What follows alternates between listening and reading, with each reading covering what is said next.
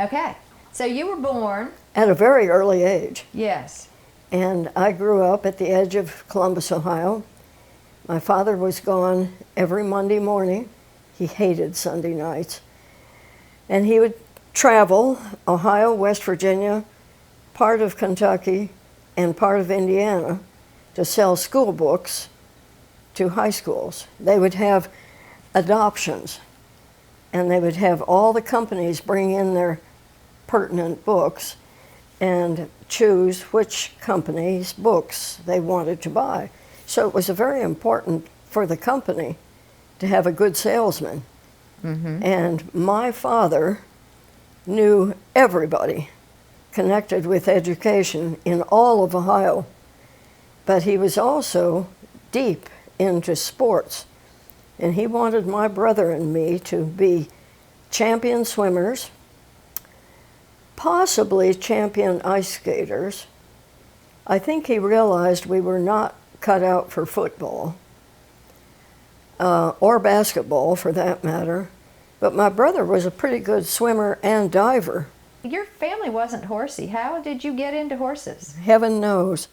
My mother grew up on a farm, and she had horses naturally, because that's the only way you could get around when she was a child. Where was that farm? The farm was settled in 1803 by my probably great-grandfather, but it was in the very farthest northwestern corner of Ohio, with Michigan up here, Indiana here, and there was their farm right in the corner. And that was in Bryan, Ohio. Bryan, Ohio was the closest large town, 5,000 people. But they lived near a town called Pulaski. My mother liked horses, but she wasn't crazy about them. But when I started growing up and I saw horses, they were big farm horses. They pulled plows, they pulled wagons. And when they wanted to find me, if I were staying with my aunt up there, I'd go out to the farms and I'd be in the barn looking up at the horses. They always knew where to find me. There was other things that you did as a little girl to substitute for that horse fetish. We had a couple of Cocker Spaniels that I trained like horses, except they would retrieve. Horses don't retrieve. Believe me, horses don't retrieve. They will leave you lying there. They will not pick you up and bring you home.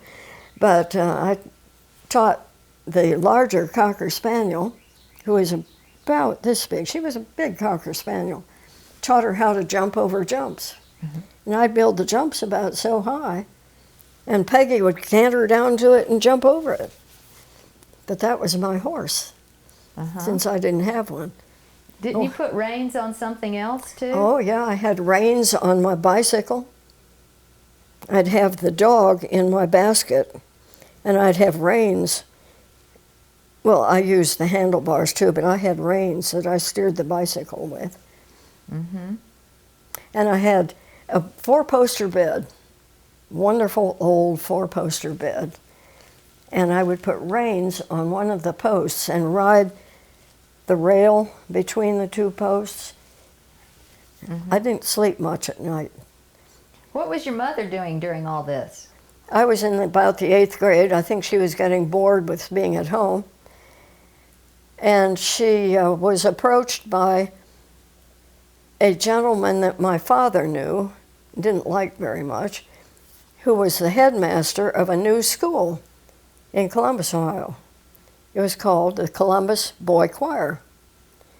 It seems the choir director of the Presbyterian church downtown, the big Presbyterian church, and it got so big, he decided to make a school of it, and he employed this former superintendent to be the headmaster, and they went out and recruited teachers and approached my mother saying, "You may not get paid, but wouldn't you like to contribute to this school getting started and start teaching English and other subjects that you knew?" Well, my mother taught math and Greek and English, She didn't know a thing about history. But she taught for a year without getting, but I think a few dollars in pay. And after that, the school took off. Well, how did you get a horse? My father finally gave up. I kept begging horses from people, riding for other people. And he had a friend who had raised a youngish horse down in southern Ohio. And the man said, I've got to get rid of a couple of my horses. You want one? So my father, for $150, bought my first horse. And how old were you? I was in high school, about 15, 16. Uh-huh. I only had the horse for a couple of years because then I went to college. But he was a nice horse. I taught him to jump. I didn't know anything about jumping, but he was a big 16-hand saddlebred horse. And we had a trainer for him yet even. And I would ride my bicycle out after school every day and ride my horse. Mm-hmm. And finally moved him to River Ridge Riding Club, where my parents joined in with that crowd. They were horsey. They had a good time with the people out there and were active in the club itself. And that's where I met your father, at the River Ridge Horse Show. That was after you went to college? After I went to college. Where'd you go to college? Heidelberg College in Tiffin, Ohio, where my father grew up and was a member of the Board of Trustees. That was mine. And I lived at one time in the dorm which had been his family's home, Uh-huh. if you can believe that. That's pretty Williard Hall. You had some exciting times in college. Exciting times? Times that I almost got caught coming in late. At that time, you had to be in the dorm at 11 o'clock. Well, I was still with my friends up at the Red Horse about 11 o'clock. The Red Horse was a gas station which had a bar on the side. Not far away. It was across the football field and the railroad tracks. And the bar was right there. Mm-hmm. That was fun. The Red Horse Inn. But the assistant dean of men, John Spezzafero from Cleveland, Ohio, was the most decorated Marine in the Second World War that lived. And John was employed by Heidelberg College to be an assistant coach. Well, John and I got to be real good friends, just good friends, because I knew all the football players. And he kind of decided maybe I could help him keep track of where they were sometimes. And one day, one evening, we went out to find them along the river. Figured they were out there parked with some female friends or something. So we cruised along the river trying to find his football friends. Finally ended up at the Red Horse where they were all having a wonderful time. Then, of course, it was past 11 o'clock. And here I was out with the assistant dean of men, beyond hours. Well, the only way you could get in was to climb up the trellis onto the top of the roof of the bathroom and down in through a window that my roommate used to leave open, one of these windows like this. And I could sneak in that way. Very good. Taught several other friends how to do that, too. But college was fun. It was not terribly difficult. I did biology and hoping to get in vet school, biology and botany and all the scientific stuff, and physics even. Mm-hmm. And then I couldn't get in. Mm-hmm. So I went to medical technology, which teaches you how to take blood counts, do bacteriology, examine slides, all that kind of thing. Mm-hmm. And I was really quite interested in bacteriology mostly.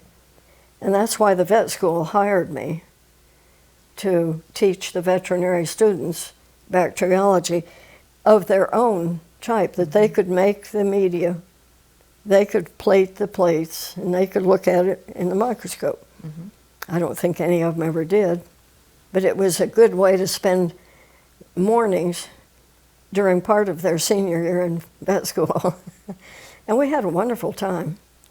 At one point, we had an outbreak of anthrax in the state of Ohio.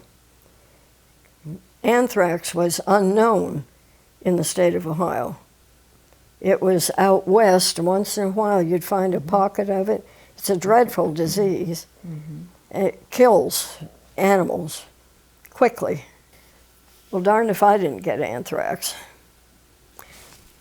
I have a scar from my one anthrax lesion. Mm-hmm.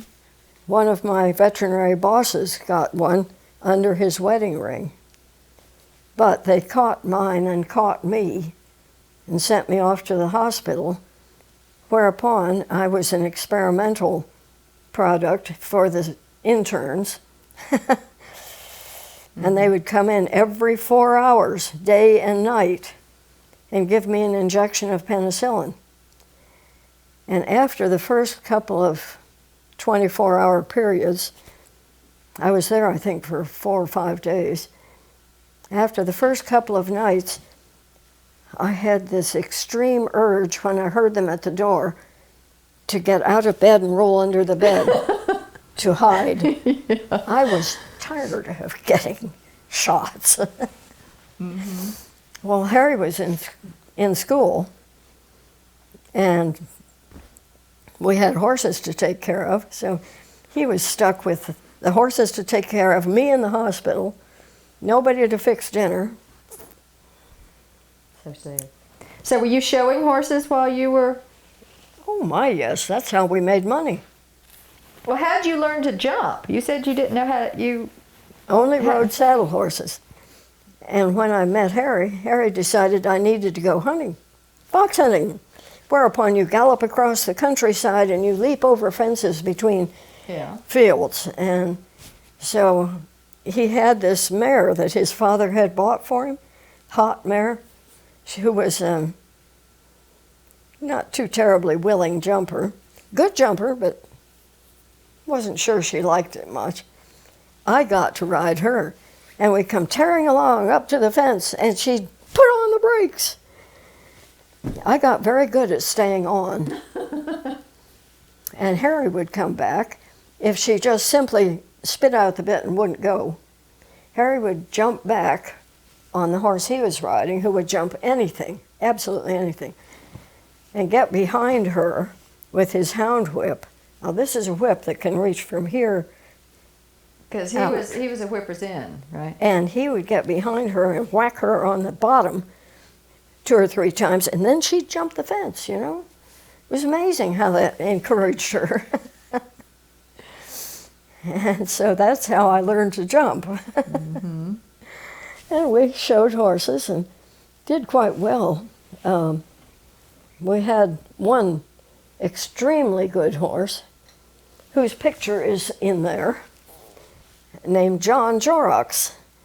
And that was named after his father's horse that went to Madison Square Garden and was a 5.5, 6 foot jumper. Mm-hmm. And Harry would show him and he'd win first place. Then we were given a horse, a good thoroughbred mare. And who gave you that horse? Sally Sexton.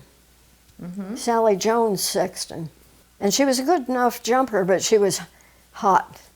And she was not a lady's horse. But generally I would ride her, not a lady's horse, and she would win 4th place. So we'd get 1st and 4th in just about every class we went in, and made a lot of money. We lived off their winnings. You could earn money showing horses. So they paid for all the horses. So you guys graduated from vet school, and what did you do then? When Harry graduated from vet school, I was working still as a veterinary bacteriologist. And one day, my boss, whom we technologists didn't think had a brain one, came in and said something I didn't like, and I quit. And at this time, Harry had gone in with his cousin, who had graduated during the war, actually, and had started to practice back approximately where the old office was. And he and Harry were practicing, and I called up and I said, Harry, I just quit my job. Is that all right with you? Oh, sure, he says, that's fine. We're doing fine. So that was in Columbus, Ohio, and Harry was a little put off that the horse people didn't come to him to do horse work. I mean, how horsey could you get? He lived, breathed, smelled, whatever, horses, and knew how to handle them. And the man that had done all the big-time horse work around there was, shall I say, entering an age where he didn't want to learn anything new. He just relied on what had worked last year, the year before. It kind of annoyed Harry that he wasn't called upon to do things that he could do better. So he was doing small animals mostly and kind of worried about it. Oh, then came Becky. I didn't want any talk. We didn't have Becky for 6 years after we were married. So anyway, it worked out better that way.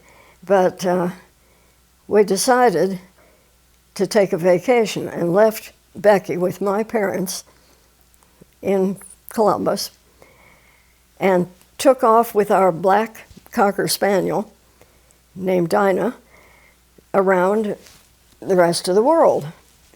We just started traveling, went south, went through the mountains, went to Gatlinburg, on down, ate shrimp in Gatlinburg of all things, and went on down to Atlanta and spent the night in a parking lot, and on down to Florida, and around all of Florida, stopping at each state park for camping out at night, and got aimed back north again and stopped in Aiken, South Carolina.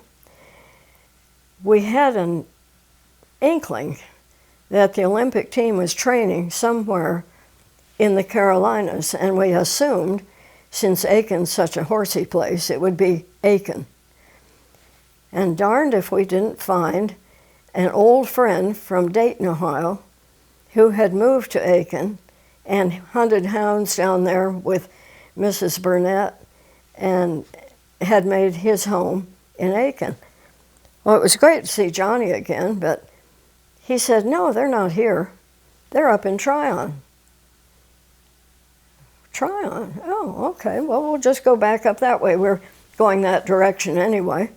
So we went on up the road to Tryon, and our first view of Tryon, we came up from Aiken, got on Highway 25, and got up to the top of the mountain barely, and there was Saluda. We went through Saluda and started downhill into Tryon, downhill, and asked around, where's the Olympic team? Oh, they're living in Oak Hall, and they work out down at Harmon Field.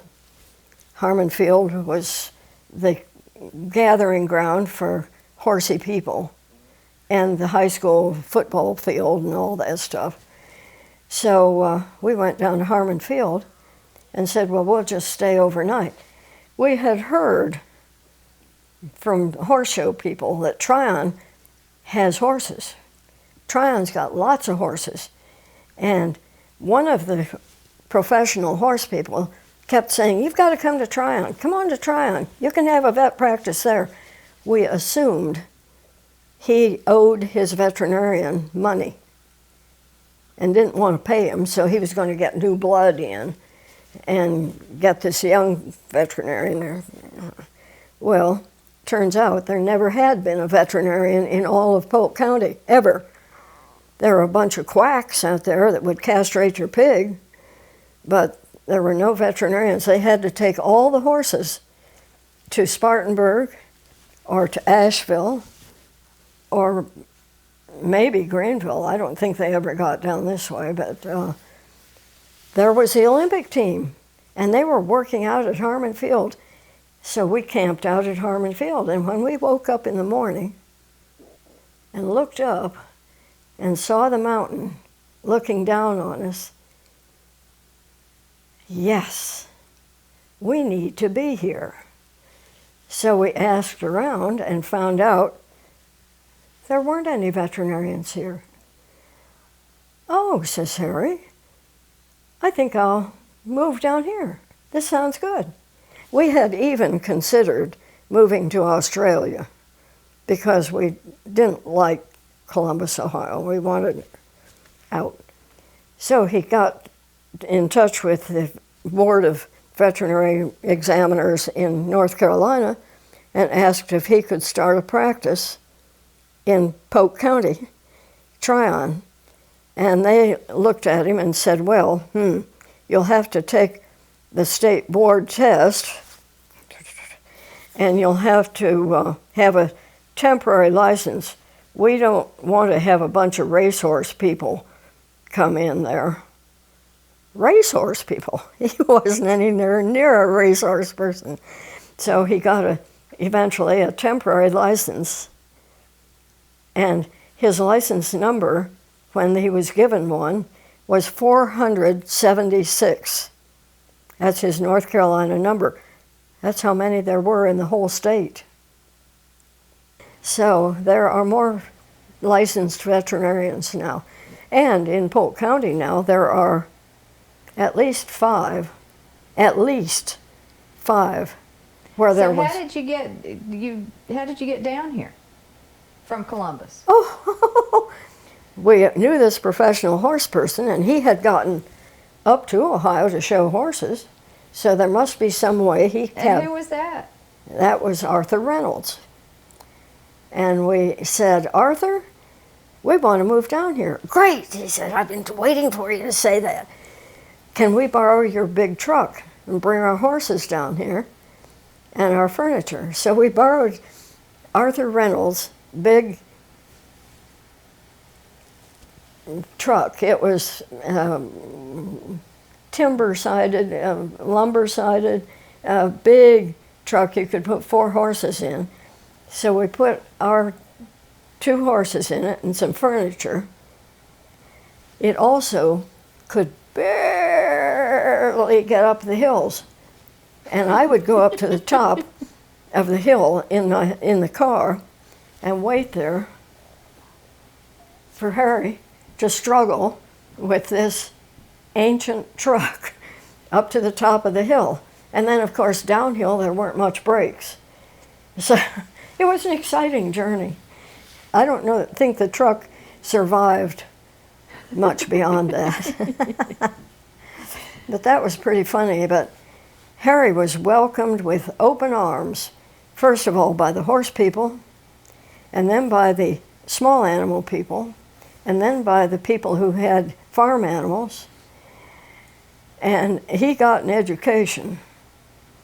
No matter what he was interested in, there was something different out there.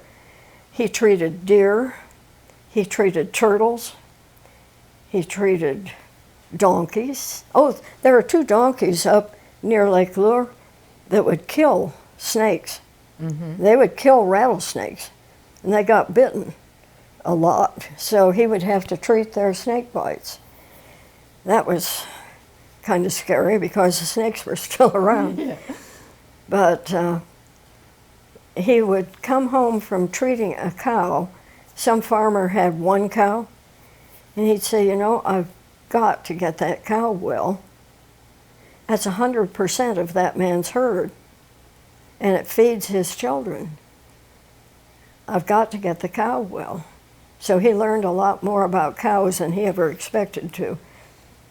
Mm-hmm. Not too much about pigs. I think they just let them die. Mm-hmm. But next door we had a man that decided he could make $1 million raising Shetland ponies. And about this time, Becky and Sarah, Becky's younger sister by now, needed a Shetland pony. Mean Shetland little ponies were meaner than snakes, except they were bigger. And we got Misty Mm-hmm. from Mr. What was that name? Next door, and tried to teach him to carry a child willingly without bucking them off or without stopping and falling down or whatever. And I got on that pony one day. He had bucked Becky off. Now, Becky was a little more, well, a little braver about riding than her sister Sarah, which Sarah never could understand. But anyway, I got on that pony and I lit into him, and I had on a pair of spurs that made an impression. And the pony's neck was about so long, maybe. And I lit into that pony to beat him up, and he bucked me off. And I got back on that pony, and he didn't buck anybody off, you know, for weeks after that. But he had a lesson that day. Mm-hmm. Mm-hmm. Sarah never did ride him much, except on a lead line. Yeah. But we had ponies given to us, which was wonderful. And Harry would show horses at the Tryon horse show. Mm-hmm. Somehow, Didn't you go fox hunting too? fox hunting twice a week at least.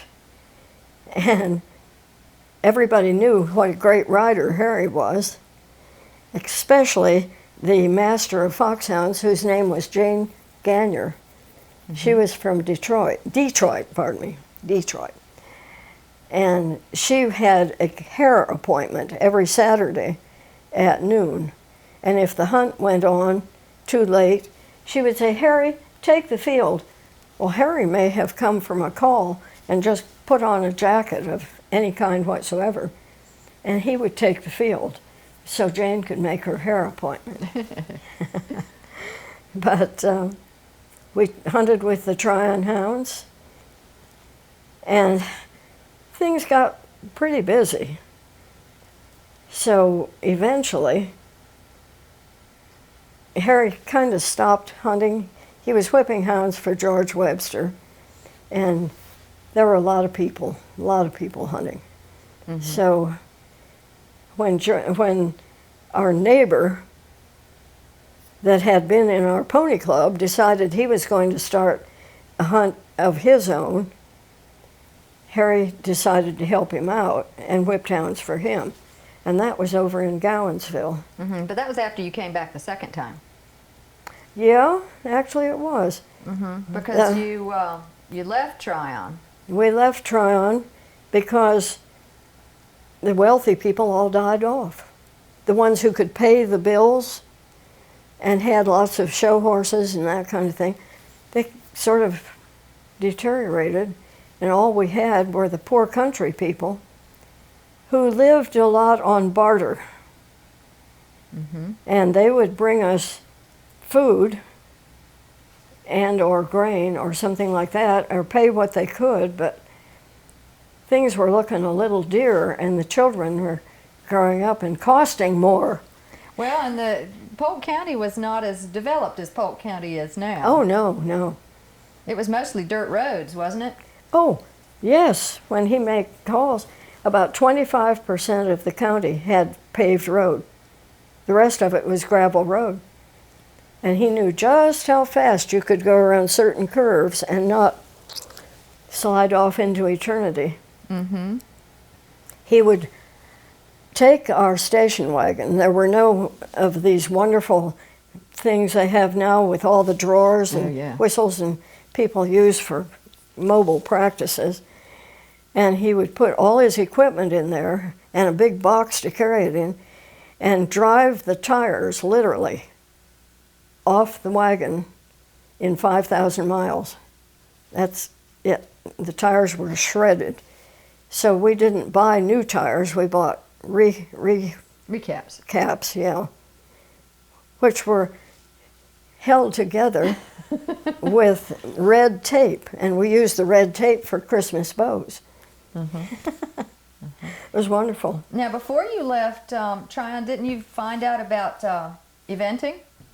We had a friend that we met horse showing, Major General Jonathan R. Burton, who is very, very big in the equestrian part of the United States Army.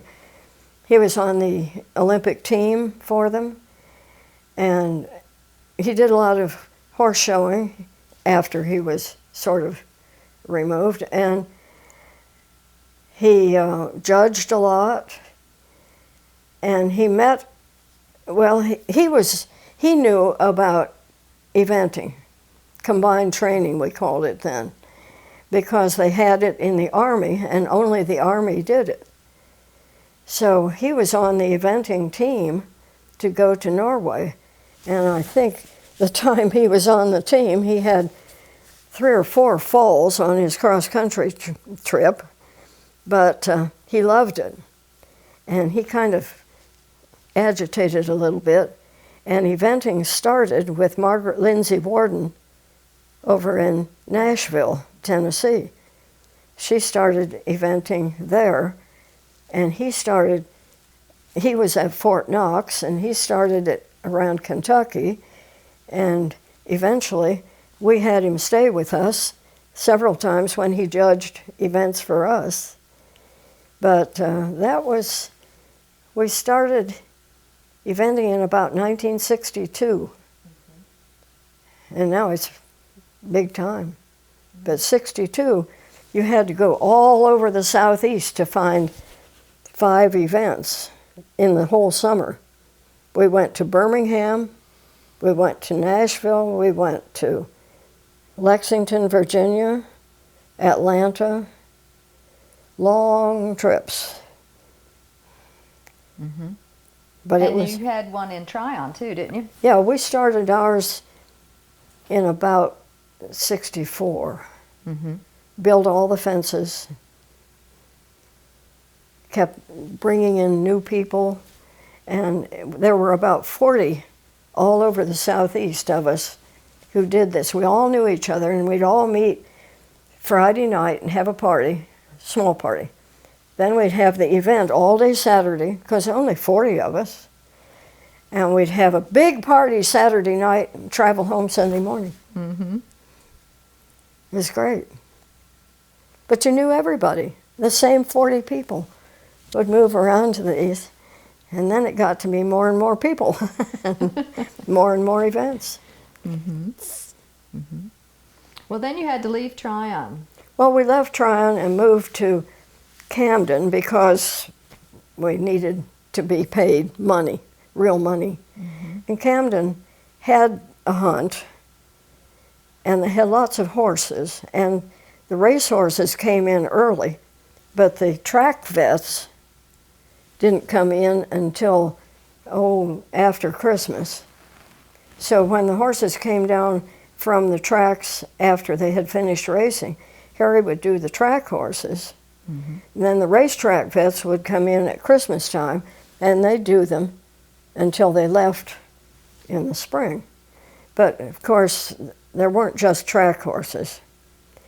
There were also hunters, show horses, jumpers, all that kind of thing. And we started an event down there, which was a real challenge because Camden's pretty flat.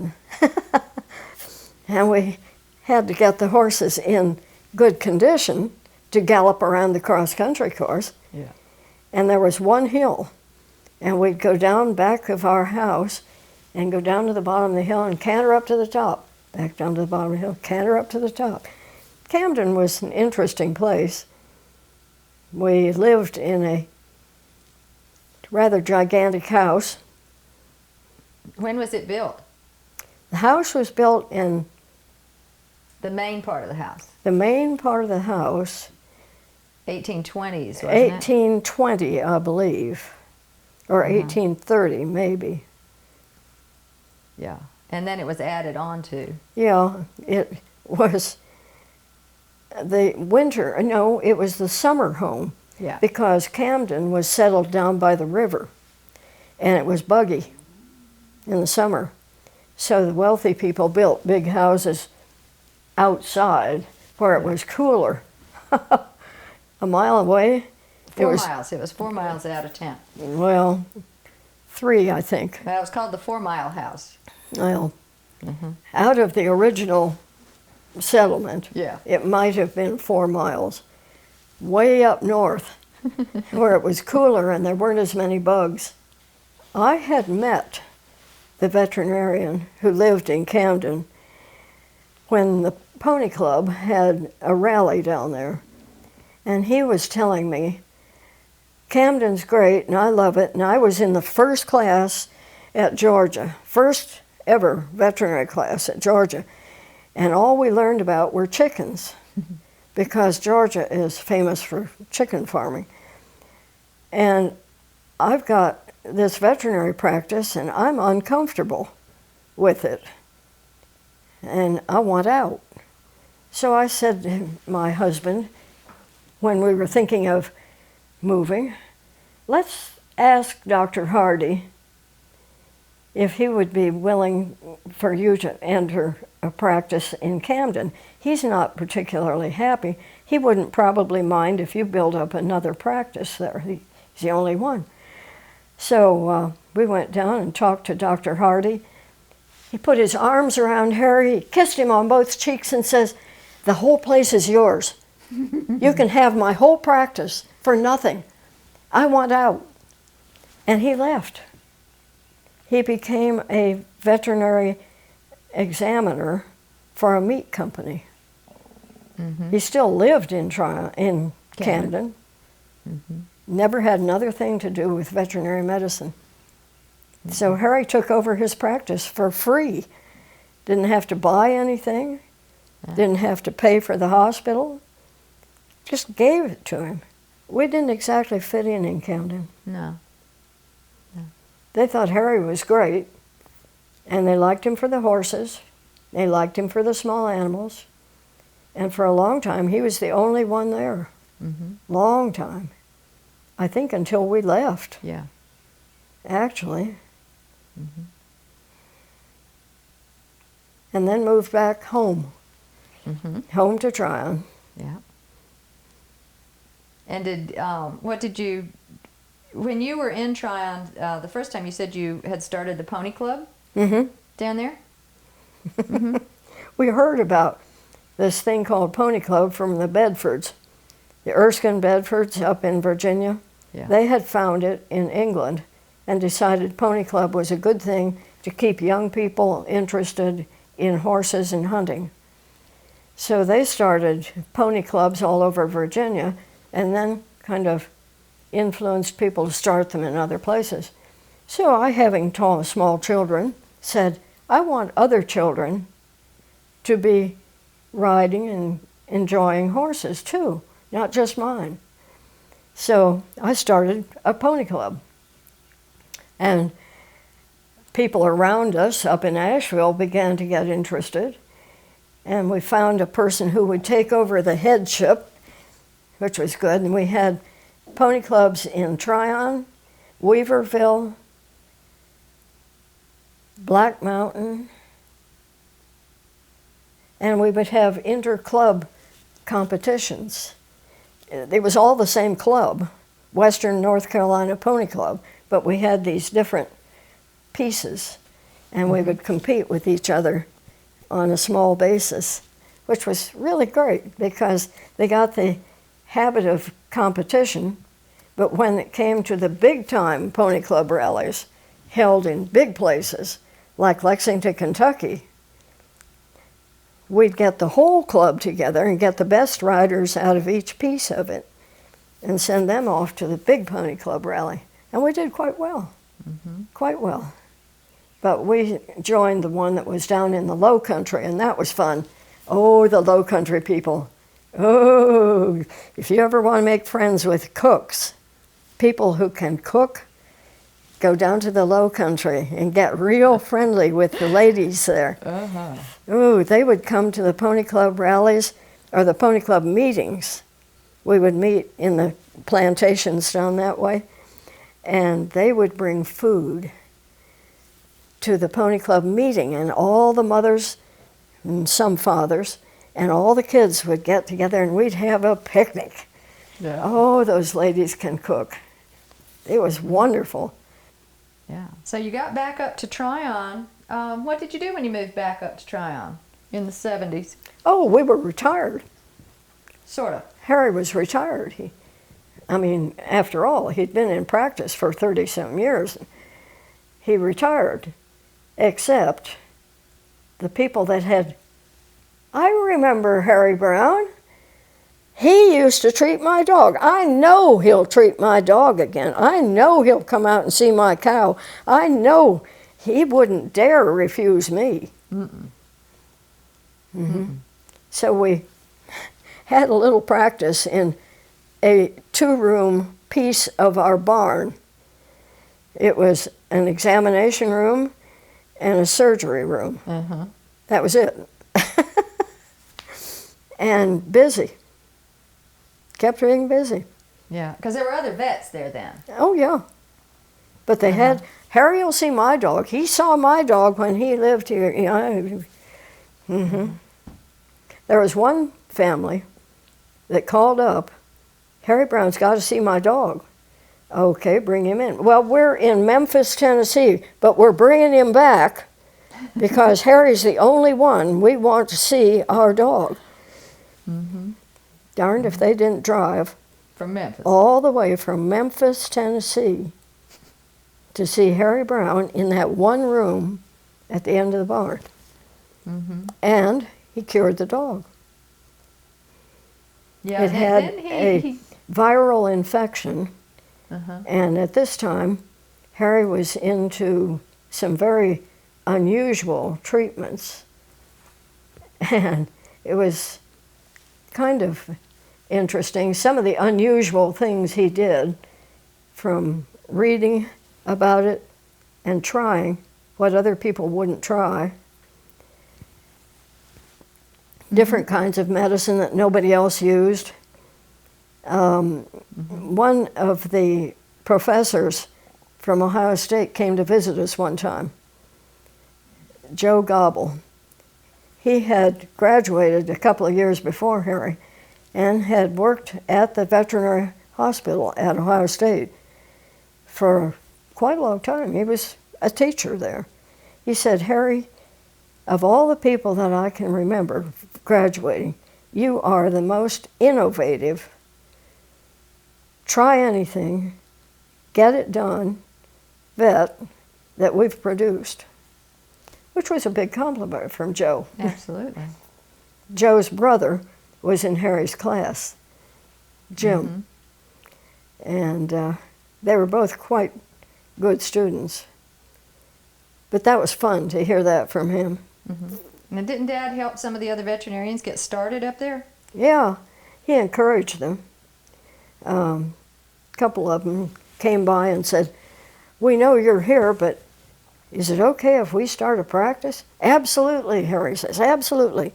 I'll show you where to go and who's a good payer and who isn't. And so he encouraged several people to start their practice there. And he kept backing away and backing away. And when Becky decided to move from the coast of North Carolina back this direction, she needed help.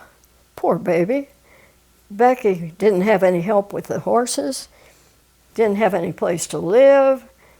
We started looking around in the area below Greenville, because that's sort of where she was doing her work, and found a farm, fixed it up, and lived on it. Never did another veterinary thing in the world, and now I have to call veterinarians to do the work on the horses. And take the dogs clear up to Sarah, who lives near Asheville. She just does small animals. Definitely. She found out that large animals are, yes, a lot of work, and not a whole lot of pay. No. No. But she's happy in her practice, I think. Yeah. And so what are your plans now? My plans are to retire. And where are you going to retire? We're going to retire back up in North Carolina, just this far into North Carolina, at the corner of Polk County and Rutherford County, above Spartanburg. So you're going back up to home, huh? Back up to North Carolina. Back to home. Home. Yes. And you can look out the back window and see a mountain way off there. Our place is not hilly, which is rather strange when you talk about Polk and Rutherford County. But it's got lots of grass. Yep. It's got a very interesting house, which we hope will be more interesting. And I'm going to have half of the house.